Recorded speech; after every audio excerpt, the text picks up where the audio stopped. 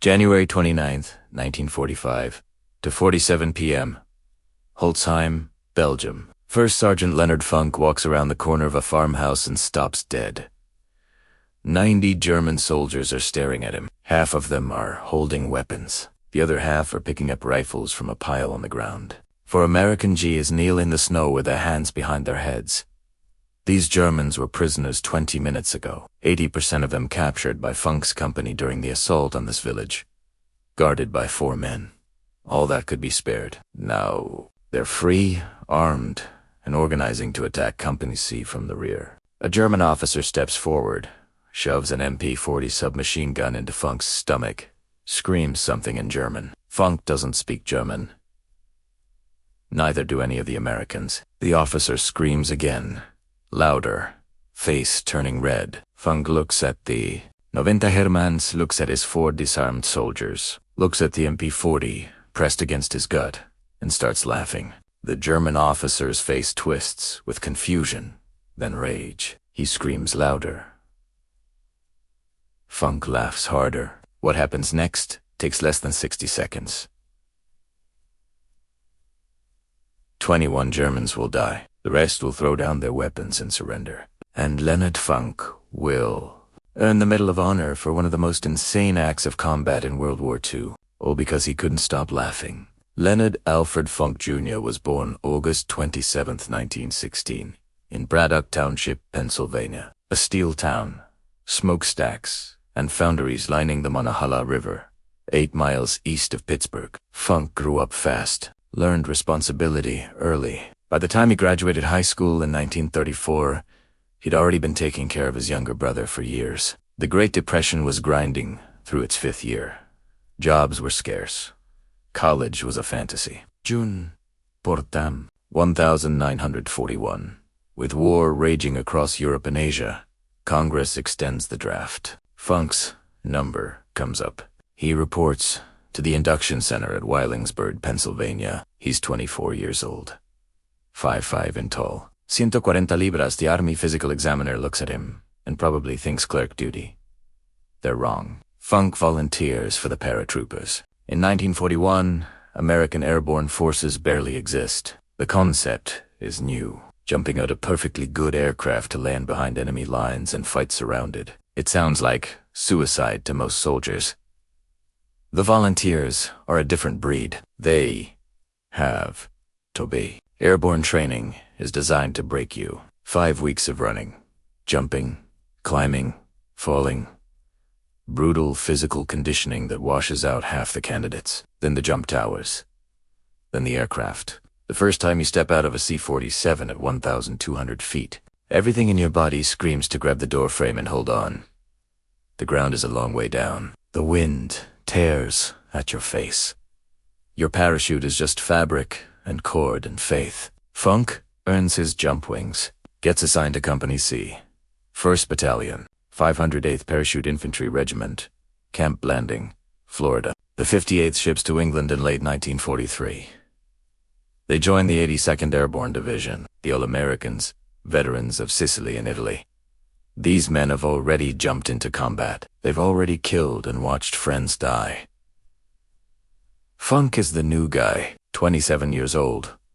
Ancient, by paratrooper standards. Most of his squad mates are barely 20. But Funk has something they don't. Maturity, steadiness, the kind of quiet competence that makes men follow you into hell. By D-Day, he's a squad leader. Behold time he'll be acting company executive officer. First, though, he has to survive Normandy, June 6th, 1944. 1:30 a.m. the C-47 Skytrain shudders as flak explodes around it.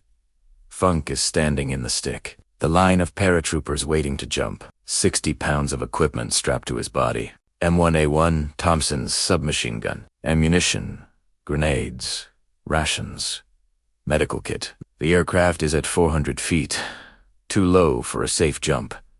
But the pilots can't climb. German anti-aircraft fire is everywhere. Tracers arc through the darkness like angry fireflies. The men can hear fragments pinging off the fuselage. The Normandy invasion involves 13,000 paratroopers from the 82nd and 101st Airborne Divisions. They're supposed to land behind the beaches, secure bridges and crossroads, prevent German reinforcements from reaching the coast. Nothing goes according to plan. The green light comes on. Funk jumps. The prop blast hits him like a truck. Then their chute deploys, and the world goes quiet. Below him, France, occupied France. Enemy territory in every direction. The D-Day airborne operation is chaos from the first minute. German anti-aircraft fire has scattered the formations across 50 miles of French countryside. Paratroopers are landing in flooded fields and drowning under the weight of their equipment. Others come down in the middle of German camps and die before they can cut free of their harnesses. Funk lands hard. His ankle twists on impact. Badly sprained, maybe fractured.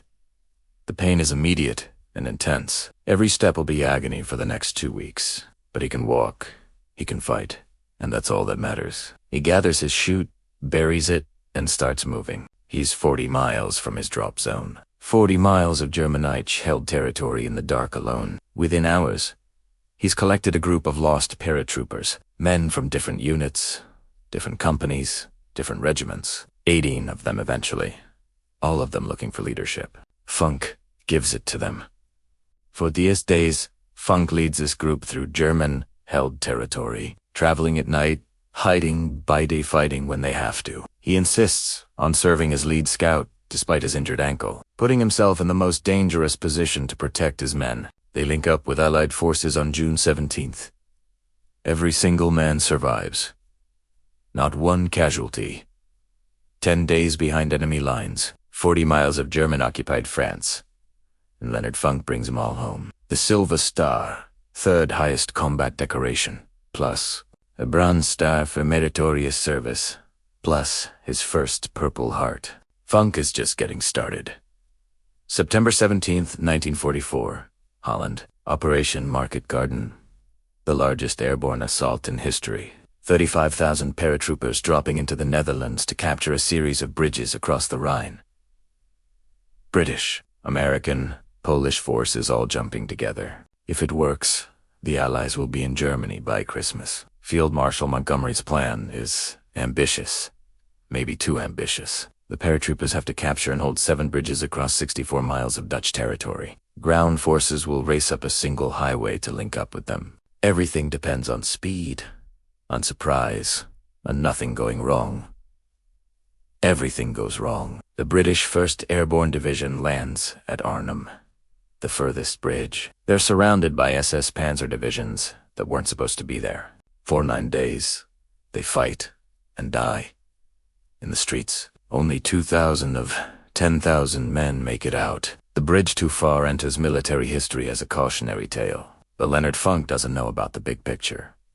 He only knows his mission. Support the landings, secure the drop zones, kill Germans. After touching down, his company secures their objective. Standard stuff. The 5008 is operating near Nijmegen, helping to capture bridges that will allow ground forces to advance.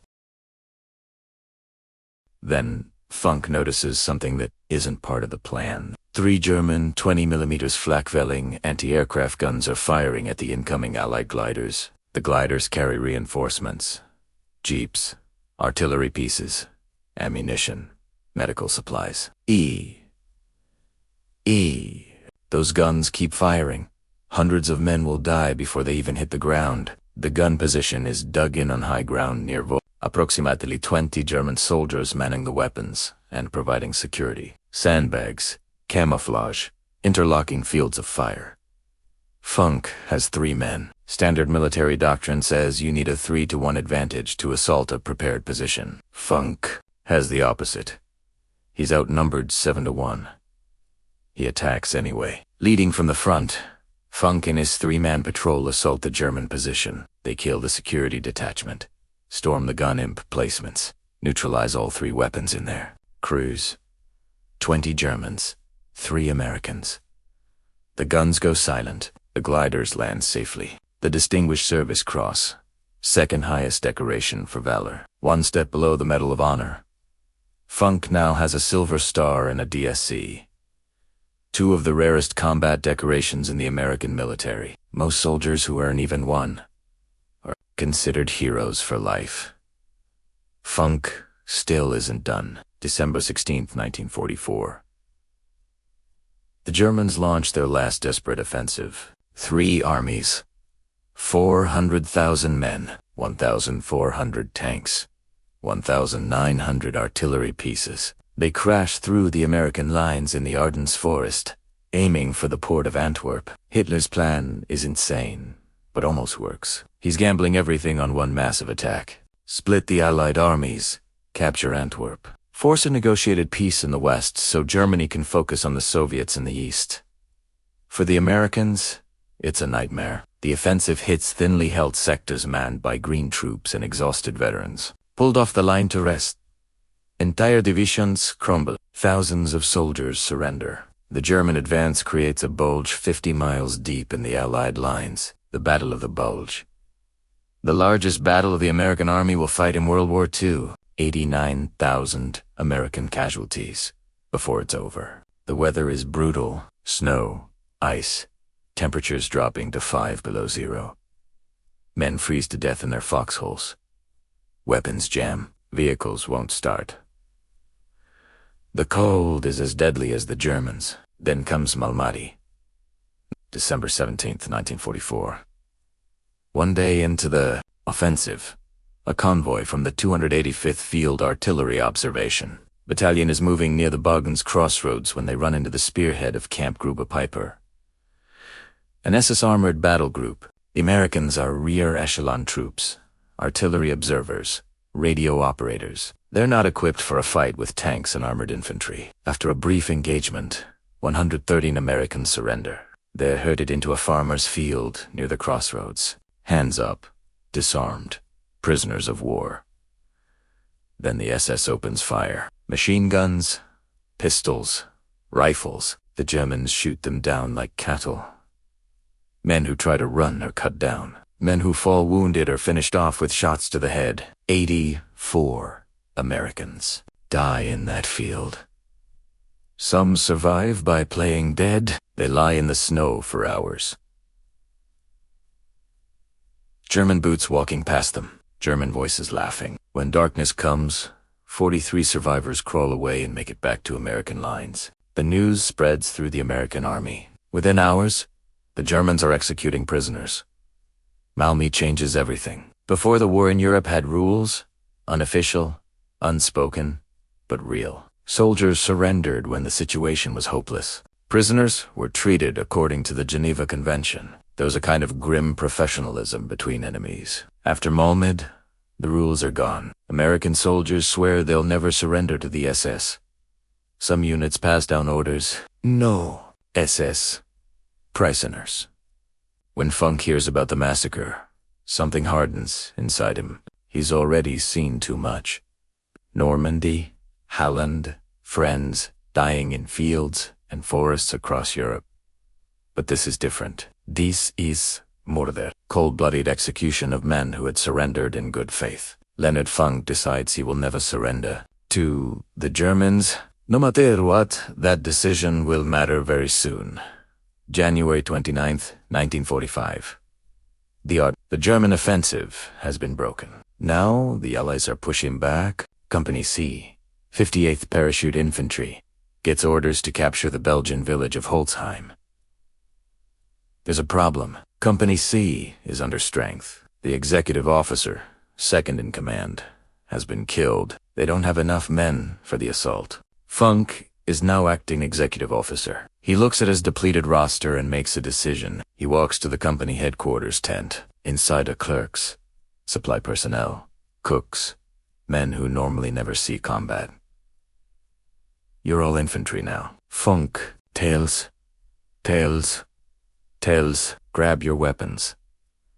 We're taking that village. He forms a makeshift platoon, 30 men who've spent most of the war behind desks. They've had basic training, sure, but real combat. Most of them have never fired a shot at another human being. Funk doesn't care. Needs bodies. He'll turn them into soldiers. The march to Holzheim is 15 miles through waist-deep snow in a driving blizzard. Temperatures well below freezing. German artillery shells explode around them, harassing fire from the flanks. Funk leads from the front. They reach Holzheim. Funk organizes the assault. His clerks, his makeshift warriors, follow him into the village. 15 houses, Germans in every one, machine guns, rifles, grenades. Funk and his men clear them all. 30 prisoners captured, not one American casualty. Another unit captures 50 more, Germans on the other side of town. 80 prisoners total. They're quartered in the yard of a farmhouse. Funk looks at his exhausted men. They've been marching and fighting for hours. There's still resistance in other parts of the village. Skated. German soldiers who haven't surrendered yet. He can only spare 4 men to guard the prisoners. Keep them he tells the guards. We'll send reinforcements when we can. Funk heads back into the fight.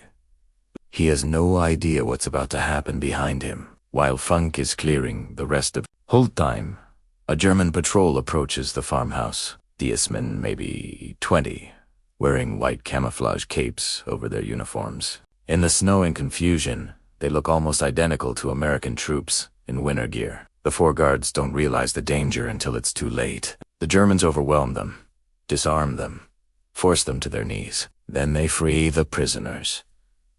80 German soldiers, plus the patrol that freed them, 90 men total. They grab weapons from the pile.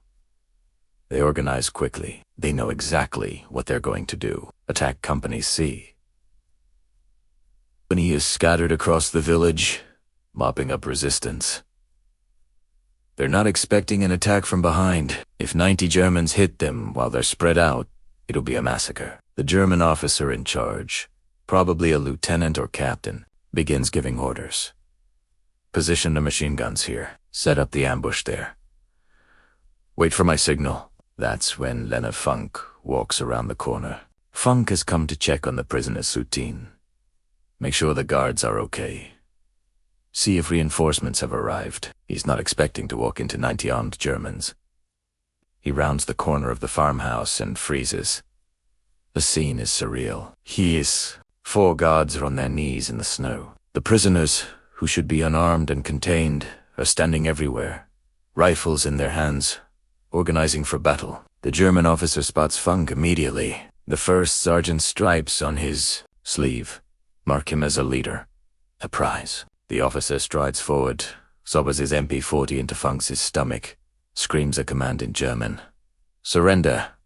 Drop your weapon. Except Funk doesn't speak German. He has no idea what the officer is saying. The officer screams again, louder. His face is red, veins bulging in his neck. Funk looks around. 90 Germans, half of them armed. His 4 men disarmed and helpless. 1 other American soldier standing beside him, equally helpless. The mathematics of survival are 0. There is no scenario where Leonard Funk wins this fight. He's outnumbered 90 to 1. The sensible thing, the rational thing is to surrender.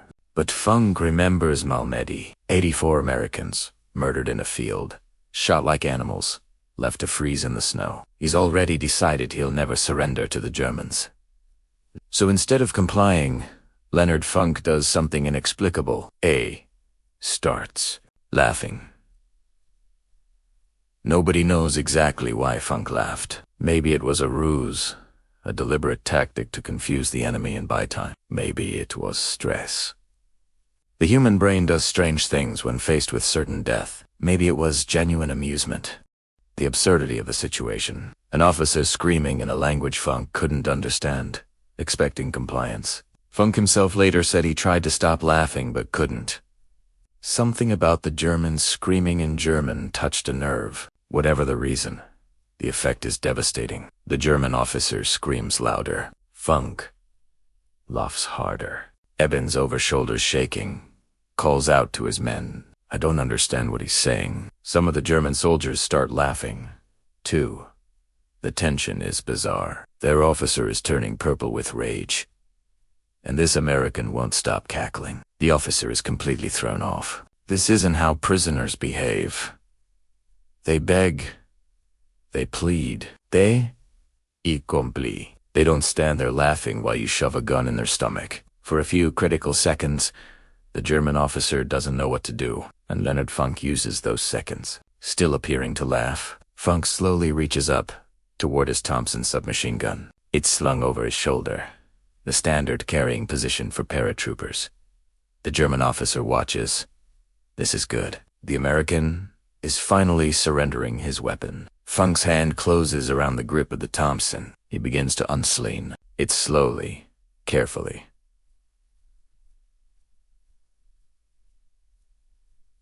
The German relaxes slightly. He's about to have another prisoner, another trophy. Then Funk moves in one motion.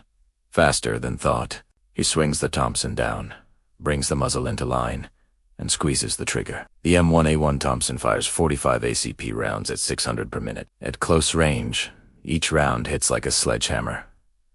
The bullets don't just wound, they destroy. The first burst catches the German officer in the chest. 30 rounds in less than 3 seconds. The officer is dead before he hits the ground. Funk doesn't stop. Can't stop. The moment he started shooting, he committed to killing everyone or dying himself. There's no middle ground. He pivots, still firing. The Thompson sprays an arc of lead across the German soldiers nearest to him. Men scream. Men fall. Blood sprays across the snow. Brass casings tumble through the air, steaming in the cold. The magazine runs dry. 30 rounds gone in seconds. This is the critical moment. A Thompson takes 2 seconds to reload if you're practiced. 2 seconds is forever in a firefight. 2 seconds is enough time for 90 Germans to kill 1 American. Funk yanks the empty magazine out, slams a fresh one in, racks the bolt, and keeps shooting. The whole sequence takes less than a heartbeat muscle memory. Thousands of hours of training compressed into one fluid motion. At the same time, he's screaming at his men, "Pick up their weapons. Pick up their weapons." The 4 guards, still, on their knees, scramble for the rifles the dead Germans have dropped. Seconds ago, they were prisoners. Now, they're fighting for their lives. The Germans are in chaos. Their officer is dead. The American who was laughing is now killing them. Nobody gave orders for this. Nobody knows what to do. Some of them shoot back. Bullets crack past Funk's head. 1 round kills the soldier standing beside him. Funk keeps firing, moving, killing. His guards have weapons now. They're shooting, too. The Germans are caught in a crossfire they never expected. 60 seconds. That's all it takes. 21 German soldiers lie dead in the snow. 24 more are wounded. The rest, more than 40, have thrown down their weapons and raised their hands. The prisoners are prisoners again. Leonard Funk stands in the middle of the carnage, smoke rising from his Thompson, surrounded by bodies. That, he says to his men, was the stupidest thing I've ever seen. The aftermath is almost anticlimactic. Company se secures Holzheim. They captured Germans, the survivors anyway, are marched to the rear under much heavier guard this time. Funk reports the incident to his commanding officer. Just another firefight, just another day in the war. But the story spreads through the regiment, through the division, through the entire 82nd Airborne. The sergeant who laughed at 90 Germans and killed half of them with a Tommy gun. When the Medal of Honor recommendation reaches Washington, nobody. Questions. Italiano. What Funk did at Holzheim is beyond dispute. Outnumbered 90 to 1 enemy weapon in his gut, and instead of surrendering, he attacked. The official citation reads he was ordered to surrender by a German officer who pushed a machine pistol into his stomach. Although overwhelmingly outnumbered and facing almost certain death, First Sergeant Funk, pretending to comply with the order, began slowly to unsling his submachine gun from his shoulder, and then with lightning motion brought the muzzle into line and riddled the German officer. He turned upon the other Germans, firing and shouting to the other Americans to seize the enemy's weapons. September 5th, 1945. The White House. President Harry Truman places the Medal of Honor around Leonard Funk's neck. "I would rather have this medal," Truman says, "than be President of the United States. Let's count what Leonard Funk earned during World War II. Medal of Honor for Holland. Distinguished Service Cross for the anti-aircraft guns in Holland. Silver Star for leading 80 men through 40 miles of enemy territory in Normandy. Bronze Star for Meritorious Service. Purple Heart. 3 of them. He was wounded 3 separate times and kept fighting. Plus, the Croix de Guerre from France. The Order of Leopold from Belgium. The Military Order of William from the Netherlands. Their equivalent of the Victoria Cross. Leonard Funk is the most decorated paratrooper of World War II. 5'5" in tall, 140 libras. A former store clerk who became a legend. The war ends. Funk goes home. He doesn't write a book, doesn't do the lecture circuit, doesn't turn his Medal of Honor into a speaking career or a political platform. He doesn't cash in on his fame. He goes back to Pennsylvania and gets a job with the Veterans Administration, the VA, the massive bureaucracy responsible for taking care of America's former soldiers, helping other veterans navigate the paperwork, processing disability claims, cutting through red tape for men who'd given everything and now needed help, getting what they were owed, the same kind of clerk work he did before the war. The same. His job was simple, unglamorous, support the landings, necessary, secure work, the drop zones, for 27 years, kill Germans, after touching down near desk and help veterans. His company's security objective becomes division chief, standard stuff, regional office. The 508th was helping capture bridges, steady to allow ground forces to advance. Waiting at the end. But then his wife, First Sergeant Leonard sticks with him through all of it. Noticed something that wasn't part of the plan. 3 German 20mm anti-working-class neighborhood in a working-class town on incoming Allied gliders. These gliders carried reinforcements somewhere. The Distinguished Service Artillery, ammunition, Star, medical supplies, all the foreign decorations. If those guns kept firing from France, hundreds of men would die before they even hit the ground. He never talks. The gun position was dug in Alaska about Holzheim, manned by about 20 German soldiers. About the 90 sandbags, camouflage, he shrugs it off, and interlocking fields of fire. Funk had only 3 men with him. Standard military doctrine says that's you need a 3-2-1 advantage November 20th, to assault a prepared position. Funk had the kills. He was outnumbered 7-1. Leonard Alfred Funk Jr. dies of cancer. He attacked. He's 76 years old. Anyway, leading from the front, at Funk and his 3-man patrol, Section 35, the German position. They wiped out the security detachment, then charged the gun emplacements, neutralizing all 3 every American war.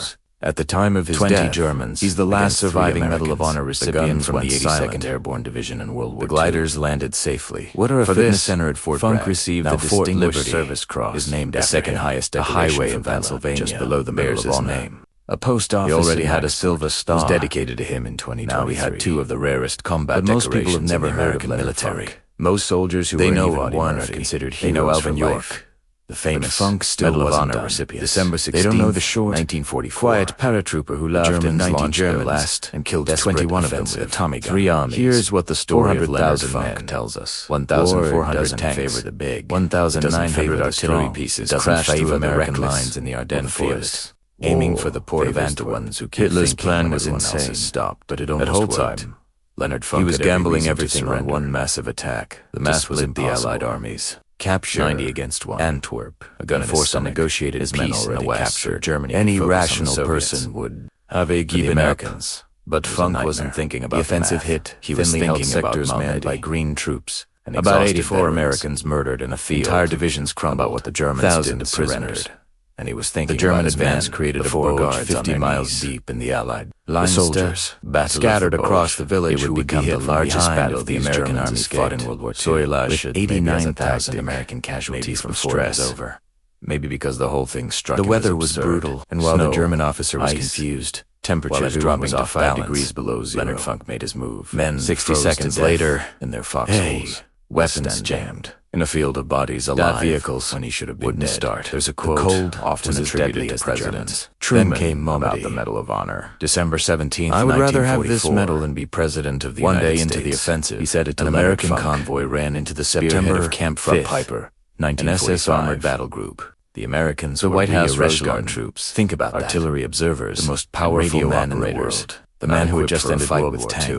After a brief engagement, the man who would reshape 113 Americans surrendered. Looking at a 5-5 they were herded into a farmer's field, Pennsylvania, and saying, hands up, I'd rather be you. Because of what? Then Truman understood the SS. What everyone who reads the Medal of Honor citations understands. Pistols, is that courage isn't about size or strength down like cattle. Training. Courage is what you do when there's a gun in your stomach. The wounded were finished off with shots to the head. 84.